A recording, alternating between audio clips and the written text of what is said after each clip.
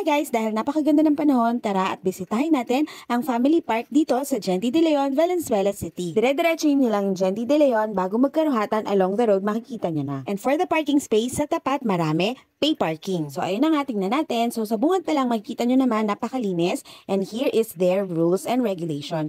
Syempre, sa mga park, kailangan talaga ng rules and regulation to maintain the cleanliness of the place at saka yung safety ng mga tao na pupunta dito. This is a pet-friendly place, so pwede nyo dalhin yung mga pets nyo as long as magdadala kayo ng leash, kailangan naka-leash ang mga pets natin. So for walking, for jogging, this is the best place. Napaka-fresh ng air dahil ang daming puno. And syempre, playground for the kids. Isa pang nakakatuwa ay free use ng mga gamit na pang-exercise. For the tipid na, for the healthy pa. Marami din kaming nakikita mga nagba-badminton, nagba-volleyball, mga nagsasayaw pa nga yung iba. And nandito naman ang kanilang restroom at ang admin office. At alam nyo ba, malapit dyan ang kanilang aviary.